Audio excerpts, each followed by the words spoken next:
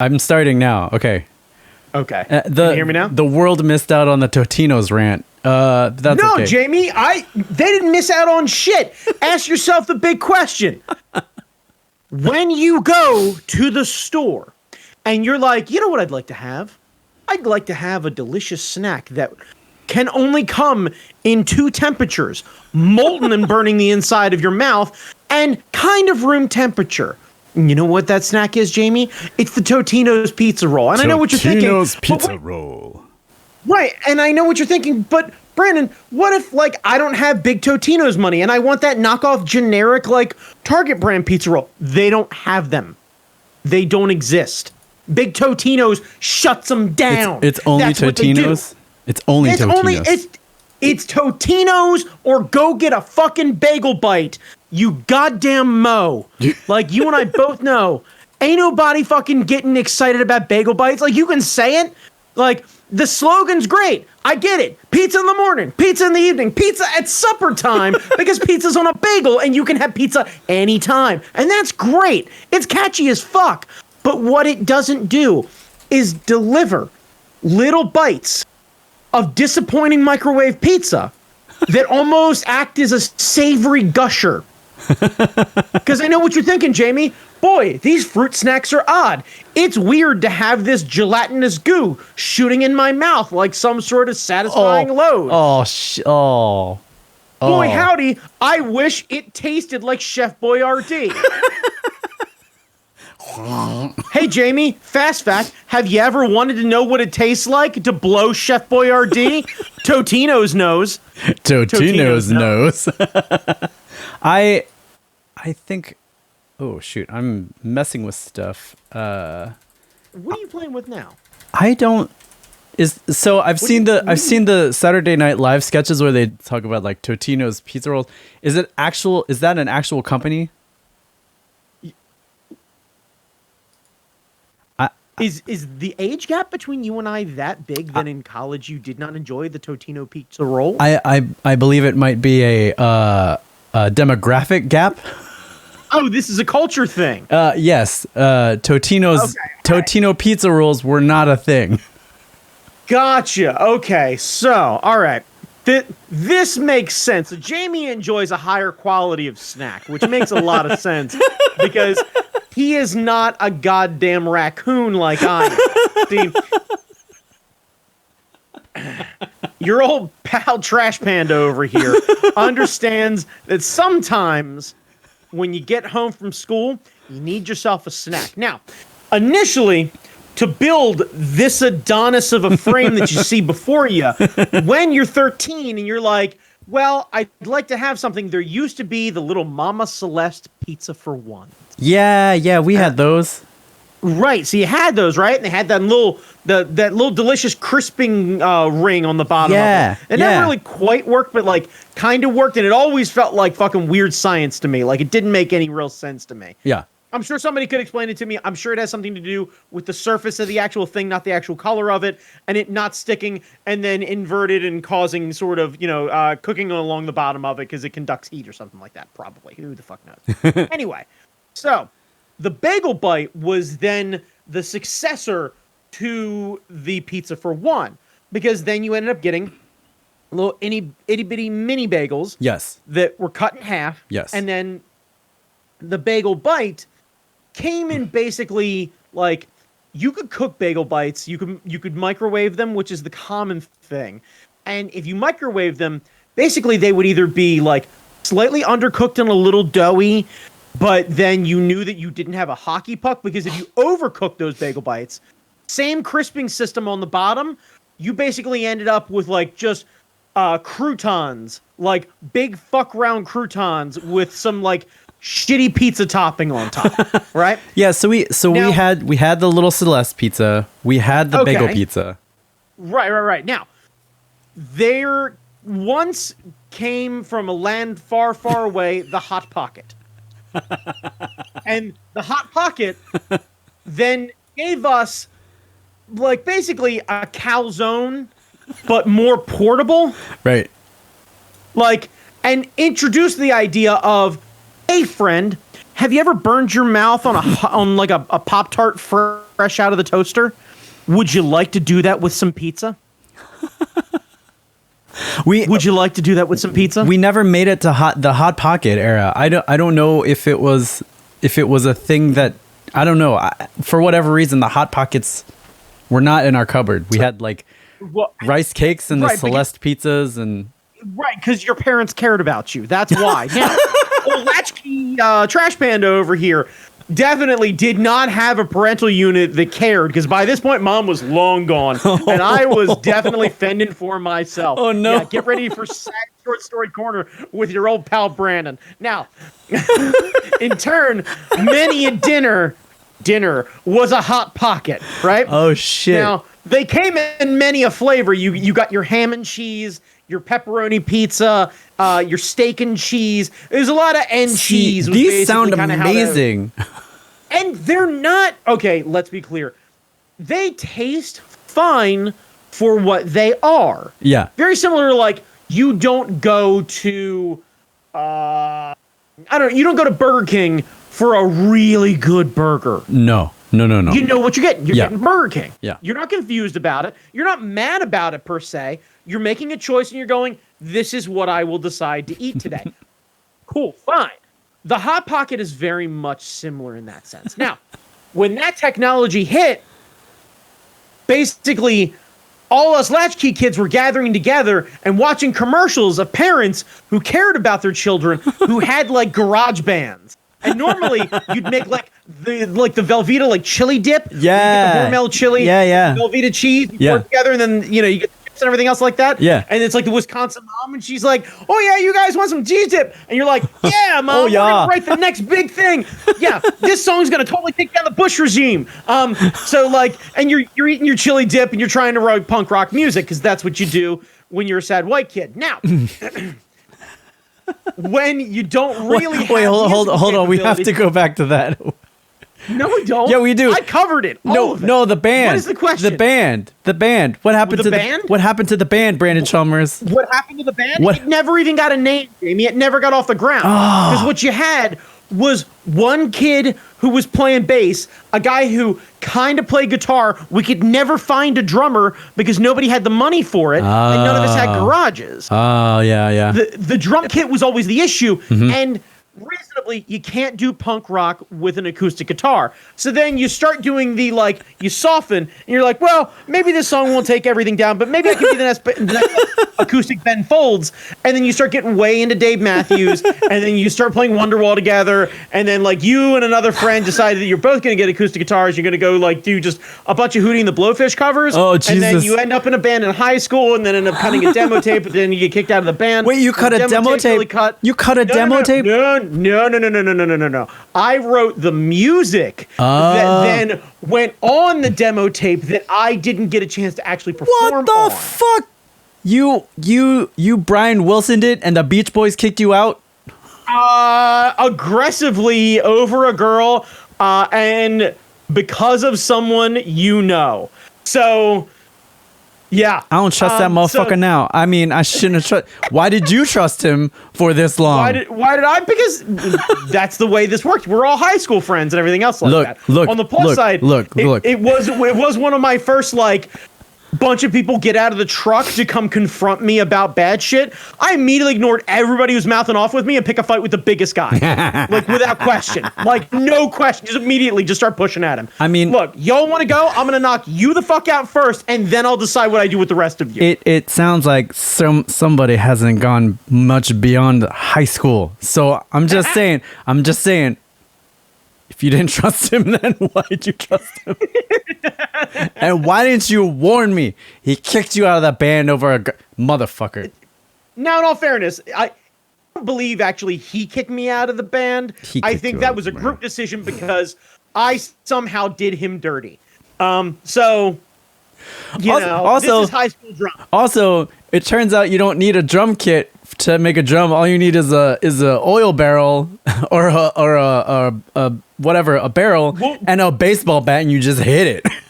Right. We'll get into that Kids Bop shit later. Anyway, so to double back to my short story about making bad decisions at 18 years old. Now, we are sub 18. Let's say we are 15 and a half, right? Yeah. So Yeah. Right. So like you get home from high school, right? It's earlier than everybody else. Mm-hmm. You got the TV on. You're like, okay, what am I going to do? A little bit of homework, sure, whatever. You know, you're going to hang out with your friends. All right. So friends all meet up at one centralized house, right?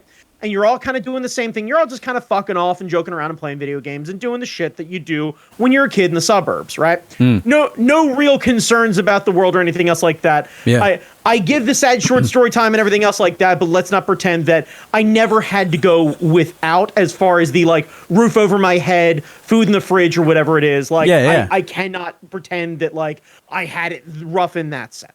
So don't want to give anyone the wrong intent or anything else like that. Anyway, so when you had a lot of friends over, you had to try and host. Now, that means that you had to cook for everybody. Now, if you aren't a great cook at the time or don't have the resources to be able to cook for everybody, you're shut down limited options. So what do? Well, you figure out what is the equivalency of the college hors d'oeuvre, and you choose the Totinos pizza roll. A very scrunched down, like what looks like it's about the size of a movie ticket. Yeah. Yeah. Okay. And it's a little like puffy thing, and it's full of cheese. In some cases, cheese. In some cases, cheese and pepperoni, like the little cube pepperoni, and like sometimes a little sausage and just a little bit of sauce. And it's not good pizza. It's not bad pizza because really, it's not really pizza. In the same sense that deep dish is more lasagna than it is pizza. It has all of those items that make pizza, but it is not the same. Like if you order deep dish and I order Domino's, we can't reasonably go, yep, they're both pizza. Like, no, one is deep dish and one is trash. And that is an important distinction to make. I think the reason why I never had the pizza roll experience is because like from the time I was 6 to even after college, I had always done shit after school. There was shit to do after school. Like like there was orchestra to be had. If there wasn't orchestra, there was karate class. If there wasn't karate class, there was track. So like eating after school was eating after we did these activities, which meant eating dinner. So we go and like, you remember when McDonald's had 100-piece chicken nuggets? Me and my brother remember when McDonald's had 100-piece chicken nuggets. No, but that sounds delightful. Yeah, because we would get them and we would house them, and then we would look around and be like, we need to order another 100 chicken nuggets. Or like they had like 99-cent Big Macs. So like you spend $10, you get 10 Big Macs. You house them after track, and then your parents come home, and then you eat dinner again because that's the way. That's what happens. So you were misbehaving, but you also had parents that care. So you had at least a regular staple dinner. Now, please understand. Yeah. I, on many an occasion, would take the pizza roll. Then, when my friends would go home for dinner, I'd then eat a Hot Pocket. So there's. Yeah. Oh man. So by the time we had free time to hang out with people, it would always be on the weekends. We would get the pay-per-view and we would watch WrestleMania and we'd order a pizza. Yeah, there was no ordering the pay-per-view or anything else. Well, we didn't order that wasn't happening. We didn't order the pay-per-view. My friend had a black box and he was able to get the pay-per-view. We never had a friend with a black box. It was always like hear about it and rewatch it on Monday. Though honestly, growing up, like up until probably high school, I was the only friend that I had who watched wrestling on the regular. That's weird. I think that was one of those. Yeah. Because my best friend growing up, his mom really looked down on that as like awful trailer park entertainment. Yeah. It's just like, no, you will watch a lot of shit, but you're not watching that. Like, and she drew a weird line where she was like, at least South Park's fucking funny. You're not watching wrestling. So she wasn't concerned about like it being inappropriate. Yeah, the content wasn't the problem. The content wasn't the problem. It was, she genuinely was like, you deserve a higher quality of shit content. Like, that's funny. We didn't have wrestling growing up because it was always on cable, but I had a friend who was into it, and my dad used to talk about it because he was into wrestling growing up. Because when you grow up in Sacramento, ain't shit else to do. So like he would watch wrestling out there, And Right on. I think WWF at the time had like a cartoon. So we would watch Hulk the Hogan, cartoon. I think, had a cartoon, and then other wrestlers would show up, like Sergeant Slaughter and stuff like that. And I Yeah. think that's what made him into being on GI Joe. Yeah, so we watched that shit. So we were aware of wrestling, but it wasn't until like high school that we had a friend who had a black box. Yeah, but that's kind of the best time, because leading up before that, that was like that real awful, like, you know, the Goon and Mantar and stuff like that. Like, you Yeah. weren't missing shit No. up until you were in high school. Yeah. So high school that was makes the total sense. attitude era, man. Like Yeah. early attitude era. Yeah, no, you're good. Anyway, so yeah, so the pizza roll. Okay, pizza roll. roll. Pizza roll. Yeah, the pizza roll is this sad, delicious little treat, and of course, the only way that you can serve a pizza roll, like the proper way to microwave pizza rolls, right, is too many of pizza rolls on a plate, right? Yeah. Put it in for like a minute or maybe like 40 seconds. Turn like open the microwave, turn the plate. Even when the microwave's rotating, it's still not rotating the plate, right? Turn the plate. Then another like 40 seconds, pull that thing out. They should be splitting down the sides. Yeah. They should be self-venting. Yeah. Then, while they are cooling, and the grease on top is still nice and sticky, you come in Nice and like sticky. fucking. You come in like Emeril Lagasse and just Old Bay, Salt Bay the shit out of those things. I mean, from up on high. I'm talking, Jamie, put them on the kitchen table, stand atop a kitchen chair, Yeah. and just let that Baltimore goodness just rain down upon those delectable little morsels. I want to get Yeah. that now. I'm gonna go to the That, store. that after little bit of this right spice, that little bit of salt, sitting right atop there. Perfect.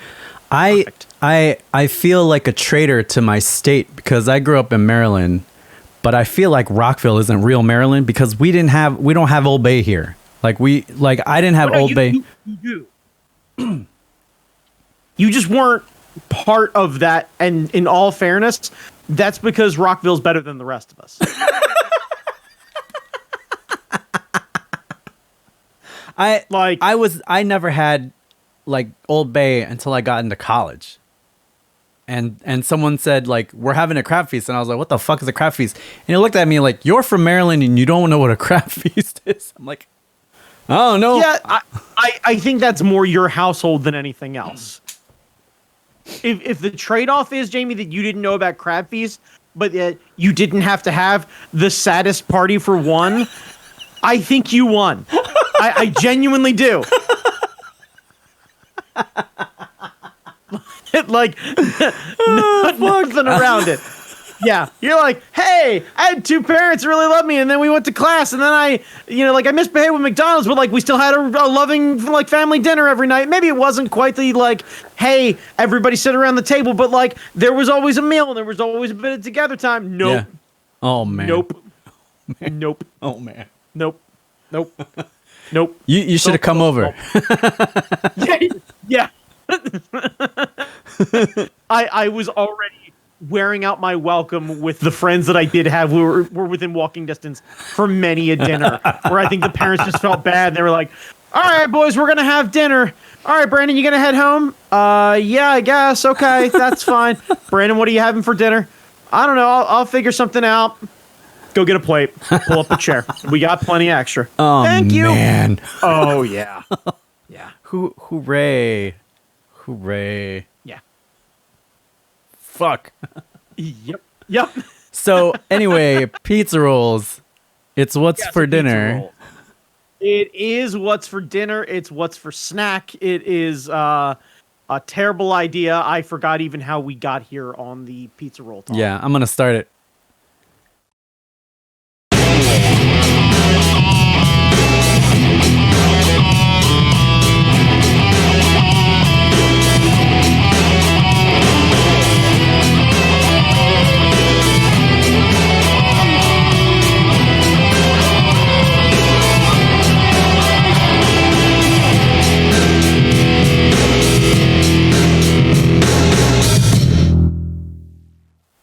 All right, Brandon Chalmers, we are back.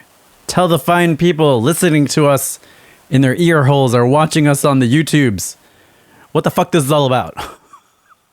hurtling through time and space on a mission that only we, the fucking Do It cast, could bring to you a message of love, togetherness, friendship, Fast and Furious references, sad short stories, and pizza rolls. Pizza rolls. That's right. Upon 2 golden discs lie the record of the greatest podcast in existence, part of the Hard Knock Media podcasting network. And believe me, Jamie, on the other disc, the rest of those podcasts on one disc is written the good shit. We're the smaller on the disc. other. On the other, smaller, less shiny disc is written the rest. Behold, you find yourselves in front of what we lovingly call the rest. The fucking Do It cast. Yeah. Oh, I am man. one half of the show, your disappointing new friend, Brandon Chalmers. And with me today, as I am every day, the real reason you're here, the reason for the season, Jamie motherfucking Noguchi. God damn. I love it. I warm myself before your glowing glow.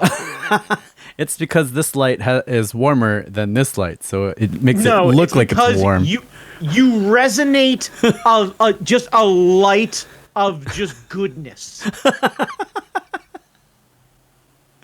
Oh man, thank you for that. Yeah. Before we get into the regular bullshit, we have email from from March. Wait. Look, man, I got shit to do. I was about to ask, when was the email? But you just beat me to it. All right. We got an email from March, and this comes to us from Sean. It says, "Hello, long-time listener, second-time emailer. Congrats on getting access to the emails again." Jamie, did we read his first email? I think so. I think so. Let's hope so. I don't know, Sean, man. if we didn't read your first email, I am really... Yeah. Anyway. Was wondering your thoughts as I see it pop up on Twitter's almost annually, and you two had recently did a partial discussion on it, but artist rates. I apologize if this has already been fully discussed and I missed it. First off, artists need to get paid. Yes, we do. And should not undervalue their work, but I feel like a lot of the talk centers around cost per hour, and that may be an easy way to put it in a Twitter post.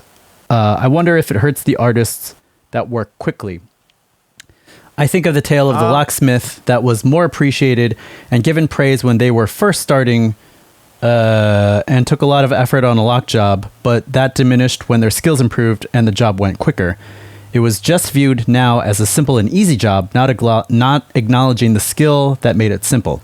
Every artist works at different speeds, and it could create a complicated situation if people start comparing hourly rates and whatnot.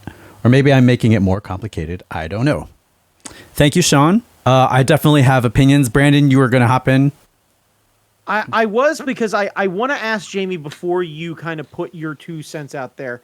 So as someone on the outside who is not an artist and who has never been commissioned for anything and has only paid other people to create pieces of art, I asked the question, are we asking what is appropriate for someone to ask you, or do you, from the artist sense, say, hey, let's say, Jamie, I come to you with a project, right? Right. And I say, hey, I'd like you to commission, I'd like to commission you for one image. I'd like it to be fairly large, so let's say 11 by 17 size. Mm-hmm. And I'd like it to be of, I don't know, me and my dog posing in badass Super Sentai poses with armor.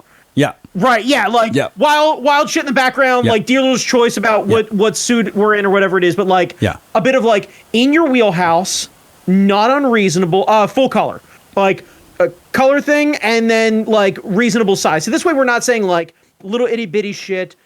How does that work? Like, so there are two ways. There are two ways to go about doing it. Some people like to do the hourly rate. Like, this will normally take me this amount of time. I'm going to add an extra 0.5 to that because you never know. I'm going to give the client maybe like one round of feedback. So like I'll send them the sketch and they can come back and say, I like this. And then I will come up with a price based on my quote unquote hourly rate.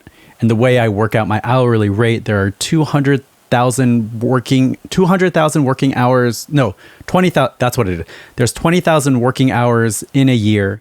You figure out what you want to make as a person divided by 20,000 roughly. And that's your quote unquote hourly rate. Now the problem with, pricing this way for an artist is the time is going to slide. It's either going to take a lot more time or less time. So if it's less time and you budgeted it for like 8 hours, but you finish it in 2, you're going to charge your client for the 2 hours, but you're going to lose out on the money. Now, the problem with hourly pricing in my industry is it doesn't take into account the years it takes to develop the skills to draw something quickly. So sure, like if you came to me with that thing, I might be able to do that quickly because like I know the shapes that are involved. I've seen your face a lot. I know how to draw your face. Right. I know what a dog looks like. Right. And so like those things make it go quicker. But by pricing it per hour, that doesn't take that into account. So whenever someone comes to me with a commission request, I usually charge per project. So I have a rough sense of how long it's going to take me. I have a rough sense of what I like that price to be, and then I'll just give that person a rate. And if I'm smart, I will remember to increase my rate by a certain percentage every year because hopefully you want to start making more money. Sometimes I forget that. So that's the way I approach it. Right, but that doesn't... I'm trying to think of the best way to word this. That doesn't give everyone else a real idea because from my outside perspective, I don't give a fuck how you price yourself. I give a fuck what that ending number is. And when I come to you with that project in mind, I have a number in my head about what I'd like the project to be, what I'm okay with the project being, and what I think is way too fucking much. And I would imagine that hopefully you're not pricing at the first one, pricing somewhere in between what I hope it is and what is too fucking much. This way I bite the bullet anyway. Yeah. You make a little extra and I start appreciating your value more. Yeah. The real answer is if someone asks you for commission, you ask them, what is your budget? There it is. Okay. And if they come back with what is your rates, then you're like, well, now we're at a standoff. Right. Yeah. And then you give them your real rate and you say, this is what I would charge for this. Okay. And if they come back and say that's too much, that's fine. You can go on and do something else. And it's okay to lose a gig. It's okay not to do a project. There it is. Yeah. Okay. So, and that's got to be the really important thing. Yeah. Now, what happened? I'm trying to think of the best way to word this. I assume your rates. Well, I also someone else's. I also want to say that like the way I price things doesn't work across industries. So there's some industries where like certain things take a certain amount of time every time. So like, you know, I don't want to impress upon anyone listening to that like this is the way everyone should be pricing their shit. It depends on your industry. It depends on the standards, all that kind of stuff. Okay, go ahead. Right. Okay, but like, I'm trying to think of the best way to put this. There are a lot of artists with a lot of different skill sets at a lot of different levels of skill set. Sure. And you will find a varying degree of those skill sets at conventions. Oh, yeah. And some artists are very good at doing a certain genre in a certain way. And if you ask them to break out of that area, you will find that they may be very limited. And that is not necessarily their fault. Just remember what you're asking. Yes. Don't ask a porn artist to draw a a cover for a book that's aimed at a young teen woman audience. Don't do that, Marvel Comics. Don't do that. You did that. Don't do that. I know he's great, and I know he's a famous Italian artist, but don't do that. Right on. So, okay.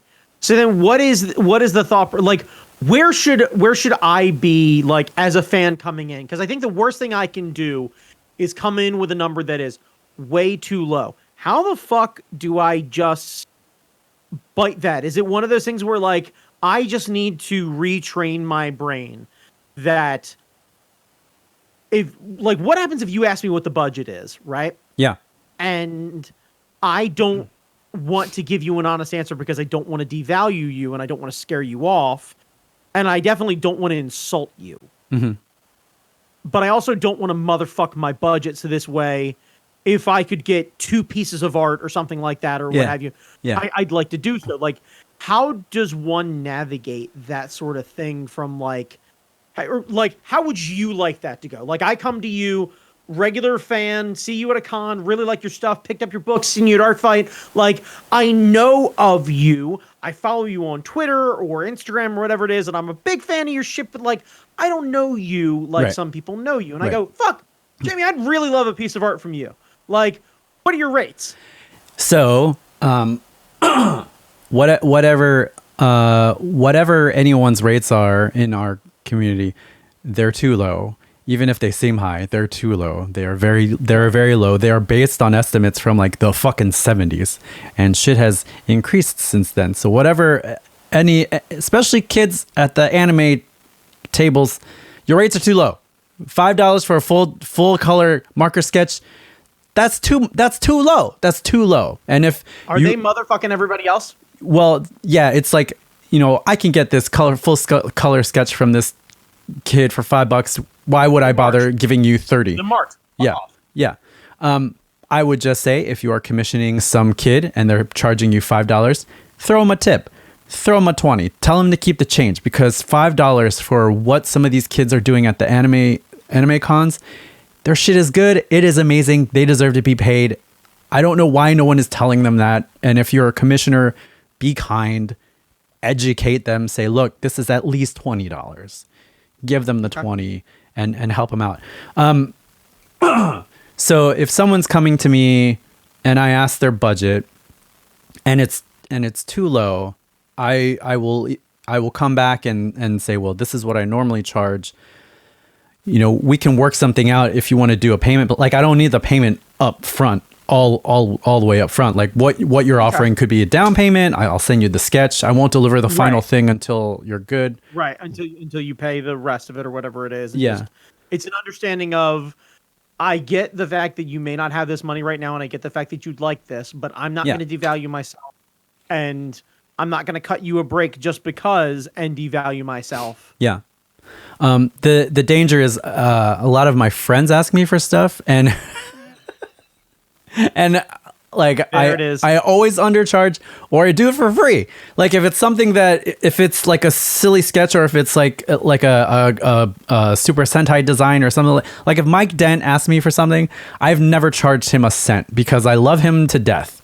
And like I've done some designs for him. I've done like, feature art, because like there are some people you just want to work with. And that's fine. That's a personal choice as you as a business owner can decide what you want to do. Yeah. So as a general rule, here's what I'm thinking. Yeah. Right? Yeah. You walk up to Jamie and you have an idea in your head as to what the value of that's going to be. Be prepared to pay at least double. Whatever that number is. I don't give a fuck what it is. Be prepared to pay double. Now, if it is half of that, expect yourself as a good person to tip at least 25% more on top of that. Yeah. You go in thinking it's $100. Jamie goes, $50. You need to throw $75 at Jamie. Yeah. You need to. And this is also a factor true, and it probably should even be higher for tattoos as well. Oh, for sure. Don't for sure. Dare go get a fucking tattoo after you and the artist have agreed on a price and not fucking tip them. Yeah, I mean, come on. Because they do the same thing. Yeah. Yeah. Like, yeah. And it is a permanent piece of art. Don't be a fucking cheap ass about something that is going to be on your skin. And in the same sense, if it's going to go up on your wall and you're going to really appreciate it, don't fucking cheap out there too. Yeah. And if you suddenly decide that, like, I don't know, $35, I feel like I could get that for 20. Fuck you. March on. Yeah. March on. Yeah, you don't deserve that. It's really yeah. It's like if it's a print, if the artist has decided that they want to make prints and they want to sell prints at a certain price, there is an understanding here that they are advertising this price. I had no problem with that from my end of the table. I hope you have no issue with that from your end of the table. Yeah, I mean, when you're doing prints, like, it is what it is. Like, if you're smart about it, whatever. Yeah, if you're smart about it, you're charging like 2.5 or 3.5 times what it costs you to make. It's way more than that. But like, you know, yeah, the print price is a print price. If it's like a small little postcard size bullshit, $5, who cares? Whatever. Yeah. Right. Yeah, you're gonna make your money back on that. Like, yeah, genuinely. Yeah, it's a volume game. Get the shit out of the door. If you are getting an original, if you are doing a commission, quit being a cheap ass or stop fucking asking them. Yeah. Because you're just hurting yourself. Because, like, you may genuinely come in with the best of intentions and then get priced out and then be pissed off at them for taking value in themselves as an artist. And honestly, fuck you. Yeah. Yeah. Like, if you walk away after asking somebody their commission rates and they're too high and you go, ugh, fuck yourself. Yeah. Yeah. Like, genuinely, fuck yourself. Because you weren't really that much of a fan because you really didn't value them that much. You valued them when you thought you could get a break. Mm-hmm. And you don't take advantage of people like that, especially not people that you admire. I think that's true. It's really depressing to see, to work in comics, to work in this industry, to see that, like, a lot of what's popular entertainment or mainstream stuff is based on comics. And then to have, you know, to go back to the marketplaces and see fellow creators struggling because no one's paying them their rates for stuff. Yeah. That's depressing as hell. Because clearly people are resonating with these stories. People are resonating with this art. Like, this has helped all of us get through this bullshit, but no one's going to pay them. Like, right. Like, what the fuck is that? So yeah, I mean, that's how I like to approach things. Asking what the rate is and what your rate is. And if you don't have an answer, well, then we have a standoff. And then I up my response by a little bit. Cause I'd be like, well, shit, if you're not going to tell me, I'm going to shoot for the moon. Yeah. Now let me ask you a question then to go along with that. If I lowball you, are you upset? No, because these are things that are not talked about openly amongst artists. Okay. And my rates are going to be different from other people's rates. Okay. You know, so just for conversation's sake, right? Yeah. So, like, I come up to you, we're chit-chatting or whatever it is. I talk about being a big fan. Let's say I pick up a print and then I'm like, hey man, I'd really love for you to commission something. And you ask me inevitably, what's the question? Yeah. What is the budget? What is the budget? What is the time frame? Because that's another thing. If you need it quick, the price goes up. Okay, so let's assume it's Saturday morning at a con. It's about 10:30 in the morning. Yeah. And you say, well, I'm here all weekend. I don't know what the right rate is. I guess I was thinking maybe like $50-$60. I don't know. Is that wrong? How do you respond to that? I would say, well, for 50, this is what I could do for you if I'm here. Like, I could do, this is what I'm willing to do for this amount of money. Here we go. Now we're talking timeline too, because now this limits the ability of what I'm able to get to. Yeah. Because now I'm being honest. Yeah. Because, like, you don't want to have to deal with fucking shipping this shit. No. I'd like to take this home with me. So reasonably, like, if we're talking about a commission, there is a finite time. That's the other thing too. Yeah. If you were a fan and you want a commission from an artist that you like, get to them early in the con weekend and ask straight up. Yeah. So this way, you know that they're not, don't go to a motherfucker and ask for a commission on Sunday afternoon. Yeah. That's bad. Anyway, so to double back. So you're talking to me and you decide whatever the rate is and you don't have to throw a number out there. Right. But the idea is, let's say that I was conservatively $40 short of what you were thinking. Yeah. I would tell that person, like, I know it's the last day. It's the con. I don't have a lot of time to do this thing. This is what I can do for that. If you wanted something more intricate, here's my contact information. We could work out a deal later. Like when we both can sit down and have a paper trail and I could have a better idea of what exactly you want. If you want something at this show, quick and dirty, this is what I could do for you. There you go. Or you could buy this print or this book that has, more finished stuff that probably took me longer than. Right. But like I'm again, in this model, I'm already buying, let's say, a print already. So I'm already giving you money up front. Like, hey, here's a transaction. I appreciate you. Yeah. By the way, that's another thing. If you walk up, unless they recognize you from buying every other thing on their fucking table, spend a couple dollars before you buy a commission. Pick up something. Yeah. Move that merch. Because that merch costs money for them to get there. Move that merch. Yeah. Give it as a gift at Christmas. There are some artists who will have like a commission list, and they'll maybe take like 10 or maybe 4 or 5 at the show and spend the entire show working. Like I've seen some really famous artists, they'll have like 5 slots open for the weekend and it'll be like $300 a slot. And that's great, but they're not running their own tables. No, and they have an army of motherfuckers. And that's it's amazing. I wish I was rolling like that deep. And I wish you were too. Like I wish you could do that shit, and I could just man the table all weekend and fucking move merch and what have you. Yeah. And she'd be like, maybe this person's a really big fan. Can I get 2 minutes and get a photo? And you'd be like, fuck yeah, dude. Yeah. And you pop up and you like hop up on top of the table and like fucking hit them with one of these. Yeah. They're all like, holy shit, dude, that's awesome. And you like, you fist bump somebody because the pandemic's over. And you're like, hey, thanks, I really appreciate you. And a big fucking high five. And then back to the chair. And you're like, God damn, it's great to be a comic artist. Yeah. And then you move the fuck on. But yeah. Because not everybody gets to be fucking Pouches McGee Liefeld, you don't get to do that Pouches shit. McGee. There are a couple of alternatives too. If your favorite artist has a Patreon, some of the tiers will have original art with it. Like my friend Monica, she has a tier where she'll send you like a little mini print every once in a while, and that's original art, and that's way more affordable than if you like commissioned her directly. So she'll do like a set of things, and like you get to pick one as long as it's available. And you get a mini print, and that's really cool. Absolutely. Another thing to keep an eye out for is if your favorite artist is accepting commissions. Like sometimes they'll go on Twitter and they say their bio will say commissions open, or they'll have like a couple of slots available, that kind of stuff, and that will give you an idea of the pricing that they're looking for. Yeah. For that kind of thing. Yeah. The one group of fans that never has a problem with paying what the commission is worth are the furry fans. I never got into furry art.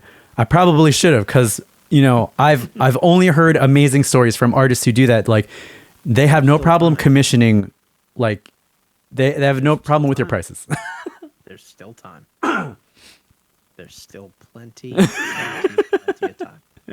There's still plenty of cons. There's still plenty. Yeah. So that's my outlook on the way we should be pricing things. Yeah. And don't go into this thinking that you're not good enough, because a lot of us do that when we start out. Like, oh, well, my stuff is only worth $2. I will smack you in the fucking face. Your shit is worth more than $2 because you're doing something that the person who asked you to draw them a thing isn't doing. Yeah. So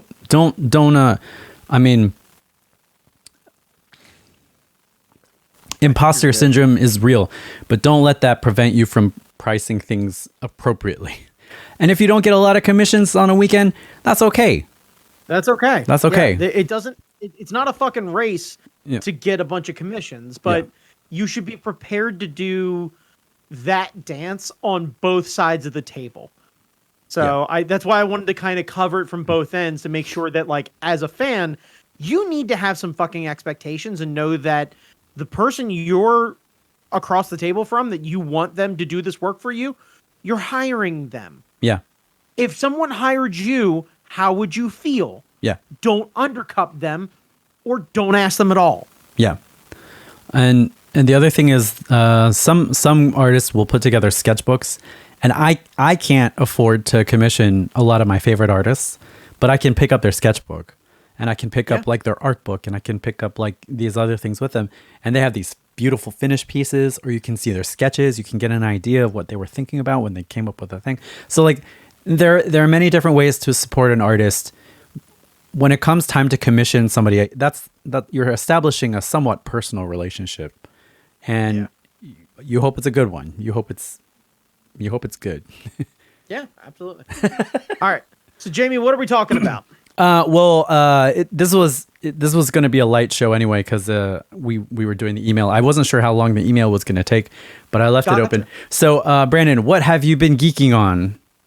So this week, I ended up getting basically challenged at work that we had a gentleman. So the way that everything works where I am, you get a job, you know what I mean? You do the bid, the general contractor's like, yep, you guys are great. Your price is super good. That's awesome. All right, cool. Now, we then basically have to do what are called shop drawings. And essentially what they are is they explain to everyone involved, like they take the plans that exist, and if we need to modify something, like, hey, the architect doesn't fucking understand how this works, but they sure as shit drew it anyway. A lot.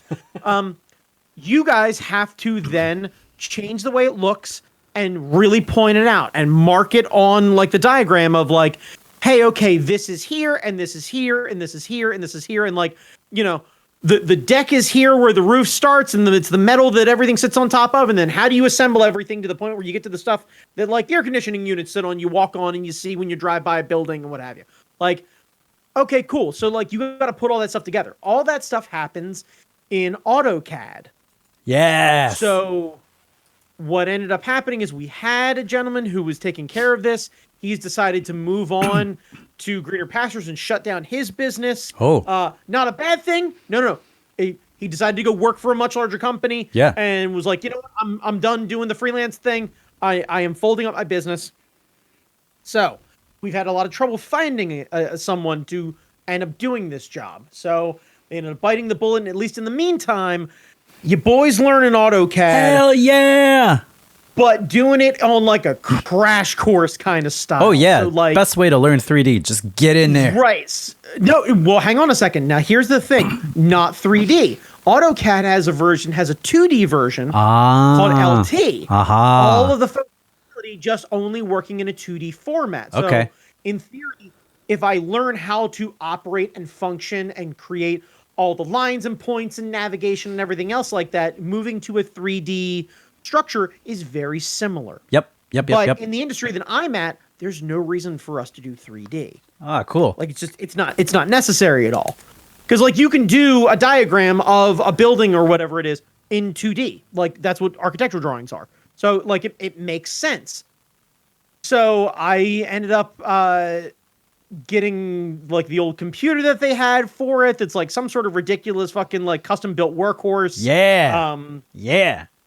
And I started quad core last Thursday, or just Thursday of last week. So we record on Tuesdays. Yeah. So I started on Thursday. I found a LinkedIn learning course on how to do this. Hell yeah. And I officially submitted my first set of drawings that got approved by both the architect and my boss and everything else I got today. Hell yeah. So I went from not understanding it to taking some drawings, putting everything together, getting everything together, putting together some systems, and submitted a whole set that was like 14 PDFs. Nice. Worth of drawings. Nice. So I guess that's what I'm doing now for the time being. I hope that comes But, with a bump up in pay. we will see how that goes. I think right now there's not enough of those jobs to merit like it being a new position or whatever it is. But That's a value like add to like believe- a motherfucker, dude.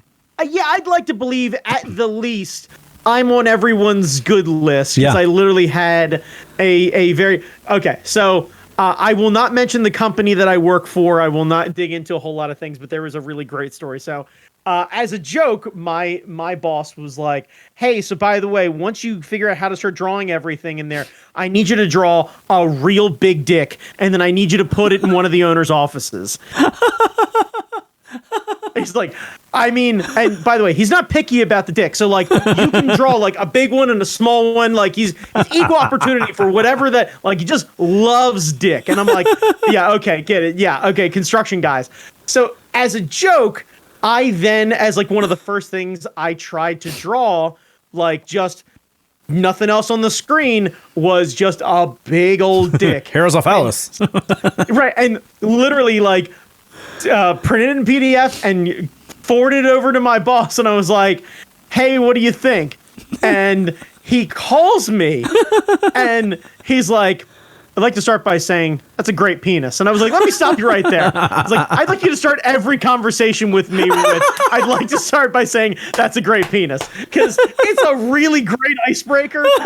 Like, makes me feel really good. You tend to call me at like 6:15 in the morning, so not for nothing, but sometimes, especially in the colder months, the sun's not even up, and I hear That's a confidence great booster. penis. Yeah, that's a confidence That's booster. a great penis. But see, now if you have a water jet on site, you can send the CAD drawing to the water jet and it will cut it out in whatever gauge steel you want. So you could not only give him a PDF, you could have a steel dick and send it to your boss. Well, see, we have a metal fab shop that literally like break bends shit and everything else like that. So they usually handle all that shit from the shop drawing. So it would be basically me handing off my work. Like, Jamie, if somebody commissioned you to do a drawing for a tattoo artist, similar thing of they're going to take a little bit of artistic freedom with your work and be like, They might make the it source material was real good. Right. But like, I definitely think it needed to be a bit bigger. Yeah. That's awesome, though. Yeah. Getting into So, that CAD shit. Yeah, it like lovingly inappropriate, but it was really nice in the like that was Friday. I sent that over and got that really fun compliment. But like today, sent everything over and like total humble brag. But it was great having my boss call me and go, "Hey, not for nothing, you should seriously pat yourself on the fucking back. Well done." Hell yeah. Because you had no help doing this. I was like, "Thanks, boss. Appreciate that." That's great. So that was at least really nice. Like I know I am, Jesus Christ, a long way away from being even good at it. I think I got very lucky with the ones that I did, but it's nice to walk into a new skill set and be like, "Yep, cool, I did the thing. That's Hell yeah. awesome." So, Hell yeah. yeah, Hell yeah. yep. Nice. What are you geeking about, Jamie? So I'm going to spend the rest of this cast blowing smoke up a Keith Chow's ass. Because the boy's making moves. So Keith asked me to, speaking of commissions, Keith asked to, he's starting a new podcast called Shelf Conscious, where he talks about action figures and toys and collections and basically all about his Batman toys, his giant shelf of Batman toys. I mean, I think that's going to have to be most of the episodes. But he's going to be talking to like creators and people who make the stuff and people that manufacture the stuff and all that kind of stuff. So he asked for a podcast, a masthead, I guess that's what you call it, like whatever our fucking Do It logo is. Okay, like I think I've heard it called podcast art, which feels like a really broken, like dumb version of that. But yeah, essentially, I get what you mean. Like a logo for the show, something to throw up on social media, basically like a recognizable symbol that goes along with the actual name of the show. Yeah, so like if you look at it in iTunes or Spotify or wherever you get your podcast, that's going to be the image that you see. So I sent him over a couple of logo designs and he was like, "These are kind of cool, but I was thinking of really having like a toy shelf or something like that." So I drew up a shelf with all kinds of shit. The S and C and Shelf Conscious I turned into like a Gundam joint thing with a giant fist going like, yeah. I drew the Batmobile, but I did it I did a like a shiny chrome version in the trans flag. This way you don't get shut down. Yeah, so it's got like blue, pink, and white, but it's got that Batman Batmobile shape. I did a Dharma doll. I did a chubby Godzilla and a robot and like all sorts of shit. And then he wanted a theme song because I did our theme song. I did my own themes for Super Art Fight. I've got 3 tracks on like I do music on the side. So he was like, you know, if you just have like a thing you can throw together or just like a track you're not using. Hey, just do me a favor. Can you just write me a song? Like, well, no, he didn't ask that. He was like, if you have any tracks that you're not using or any stuff like, I'm like pretty much every other musician that you know. There's ideas all over the place. There's like half recorded ideas here and there. So like I've got tracks that I haven't used yet. So I was like, okay, well, why don't I be extra and not only make him a theme song, but like drop 8 verses about toy collecting and all that kind of stuff. So I recorded him a song, and I'll drop that in at the end of this so you can hear it and all that kind of stuff. But yeah, so like I sent that. Wait, hang on. Has he approved it? Yeah.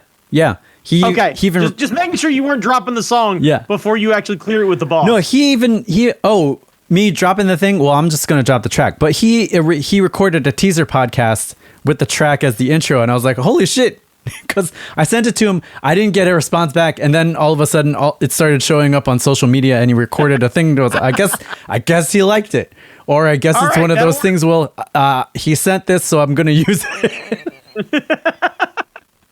So you don't actually know if he likes it. I don't know if he likes it or not.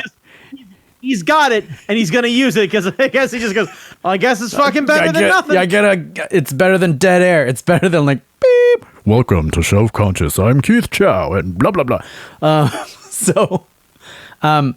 But have you seen the latest G.I. Joe trailer for the Snake Eyes movie? I have not yet. Brandon Chalmers, holy motherfucking shit. Is there a motorcycle that turns itself once into missiles? There are motorcycles, but there are swords, and the lead who's playing Snake Eyes is Asian.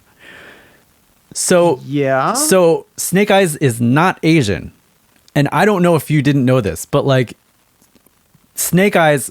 So when I was growing up, I always assumed Snake Eyes was Asian because it was the 80s, and anything that had to do with ninjas, they were Asian. And I was like, okay, Snake Eyes has got to be Asian. That makes sense to me because I thought Storm Shadow was Asian. Storm Shadow is Asian. Snake Eyes is not. Snake Eyes is Snake Eyes is some white blonde boy, and for the longest, really, yes, and for the longest, they iron fisted it, and so this is why I got to give this up to Keith Chow, because this has been a character flaw that's stuck in his craw forever. Like when I first met him, he was like, I can't believe Snake Eyes is Asian. We're talking about where to get dumplings, that Keith. That is an interesting opening line. Yeah. I can't believe Snake Eyes isn't Asian. Look up. We're trying to order bubble tea. I'll take the Whiskey River barbecue burger and I guess a Diet Coke. Yeah. Keith, what do you want? I still can't fucking believe he's not Asian. Can't believe he's a blonde white guy. Yeah. So when Iron Fist came out, Keith did a post about like, this is really disappointing. They should make Iron Fist Asian. And it started this whole movement around it. People talking about like the way that the Marvel Universe treats Asians in its canon and all that kind of stuff. Like the Mandarin thing, the ancient thing, and all that kind of stuff. Then a couple of years ago, they announced Shang-Chi, Master of Kung Fu, with an Asian lead and an Asian director. And like, I kind of attribute that to Keith. I kind of attribute the motion behind that. Like, I want to give him as much credit as possible because people were kind of talking about that before, but like posting that on the Nerds of Color website gave everybody like a focal point to like, these are the articles that get sent around.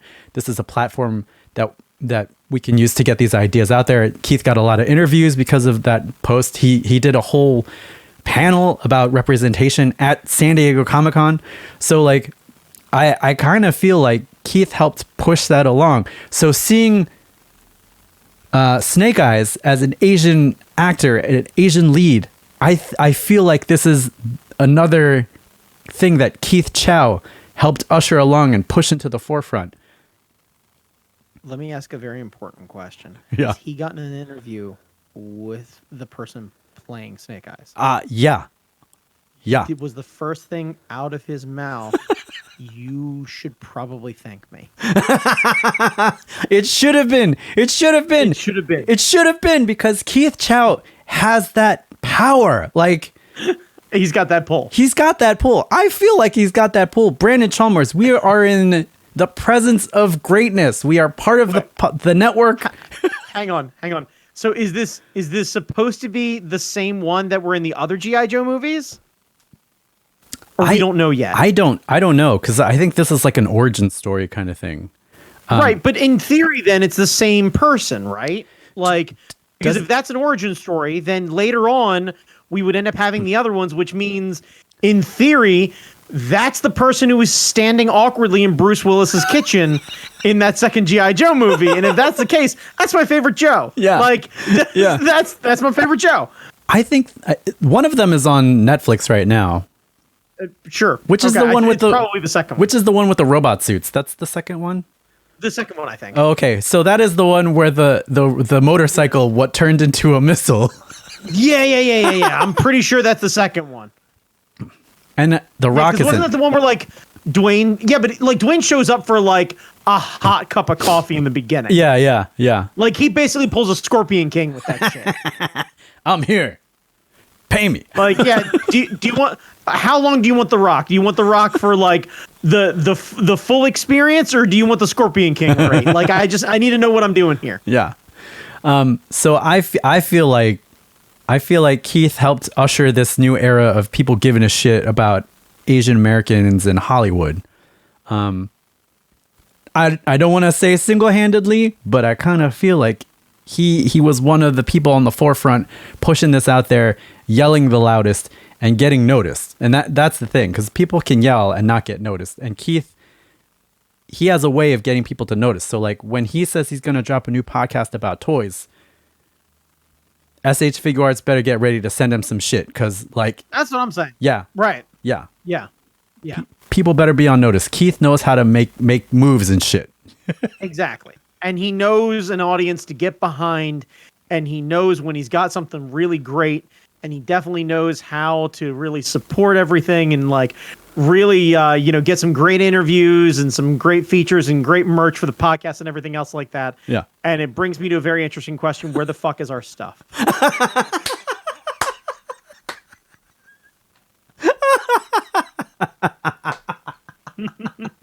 He owes us New Year's dinner.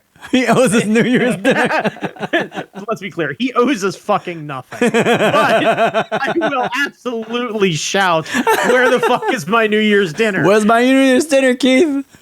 Gong Hei Fa Choi, where's my shit? Yeah, and he's going to be like, yeah, I took away one of the courses for every fucking weeks of podcast y'all missed. Like, congratulations. You owe me New Year's dinner.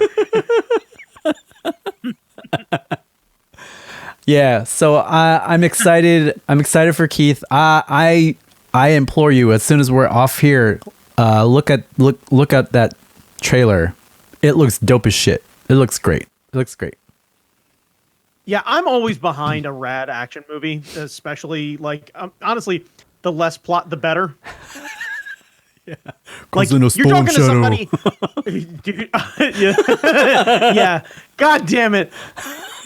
That's actually what I want to know. I'm genuinely excited about the idea about them being an Asian actor, but I asked the important question: is the RZA involved? Oh, I hope so. I hope so. Because if the RZA isn't involved, I don't want to say disappointed is the word that comes to mind, but like, why not? Yeah, he should be there. Was he not available? He should be there. He should be on the soundtrack. Like he should be there. Did he turn you down? Was he like, yeah, I can be there, but y'all need to cast me as Duke. Bong bong. Like unless that's it. Which honestly, cast the RZA as Duke. Like, who cares? Yeah. God. he needs to make more stuff. I loved Man with the Iron Golden Fist or whatever his kung fu movie was. That shit was great. Yeah. That shit was great. Man, I don't know. Everyone hating on it. I was like, have you seen a kung fu movie? What is wrong with you? Yeah. That shit was amazing. Just as a general rule, don't let anyone who sings the praises of a Wes Anderson movie tell you what they think of an action film. Ever. Look at these eyes, okay? If you have a friend who gets real excited about a Wes Anderson movie, They're so bored. don't ever let them tell you about how good or bad an action film is. They are not qualified. They are a podiatrist doing open heart surgery. They've seen how surgery works. They got no idea how to get to the ticker, baby. They don't know.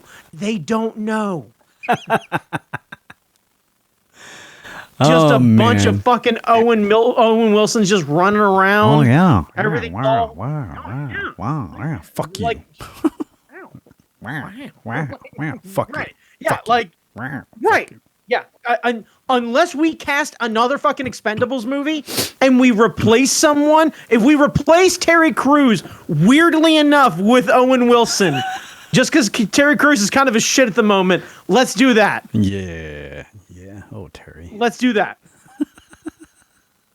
We replace Stallone with Idris Elba. Yep. Like, everything will even itself out. Yep. We can let Stallone direct. It'll be great. Yep. Yeah.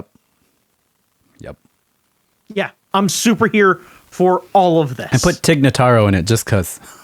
Yeah. Fuck yeah. Fuck. Let's make Tig Notaro the big baddie. Oh. Yes. Yeah. You ever wanted to see Tig Notaro in one of those fucking rad ass, like, full-on military regalia, like, uniforms with the shoulder pieces and, like, the way too much fucking medals and stuff like that on the chest and everything. Yeah. And the big fucking hat and everything's real sharp and everything. Bling, oh bling. yeah. And let them be a dictator of some sort of weird unknown-ish country. Like, it's kind of Latveria, but it's not really Latveria. But like, oh yeah, full on just let that shit happen.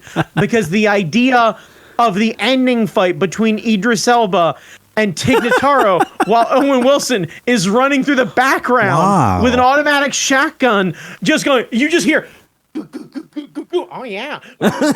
Just... It's too good. It's too good not to have. Yeah. Well, we just saved action movies, Brandon Chalmers. Yeah. Don't we always? Yeah.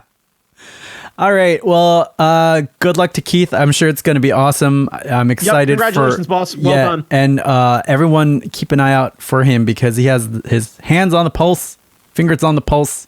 He's making shit happen. Yeah, he understands what the fuck the kids are into, which is not something that we do. So, yep. At least, especially this guy right here, me, no fucking clue. All right, Brandon, where can people find you? You can find me supporting all the things the kids are into on Instagram. That's where the kids are. At that guy Chalmers. Jamie, where can they find you? You can find me on Instagram, Jamie Noguchi. It's still cicada season, so I'm still posting a bunch of cicadas. They're beautifully stupid. Yeah, it's the reason for the season. Yeah, you can find me at on Twitter, Angry Zen Master, YouTube, wherever this is. And we will respond to email. It might be like a month or two later, but we will respond to email. So you can email us at info@fuckingdoitcast.com. And, you know, it's all good. Yeah. Make sure that the emails are very specific as far as being seasonal. This way we answer them in a timely manner. Yeah. Talking about cicadas in December. That's fine. Honestly, you know what the funny thing is? You were talking about that, and all I could think is, yeah, cicadas, the reason for the season. And then my brain went, hey, you know what is great about the reason for the season? Those awesome Calvin and Hobbes comics that have nothing to do with snow. And I was like, boy, it'd be great to see one of those with just nothing but cicada bodies all over the ground. Yes. All right. Just cicada shells. Just crunch. crunch. All right, bye.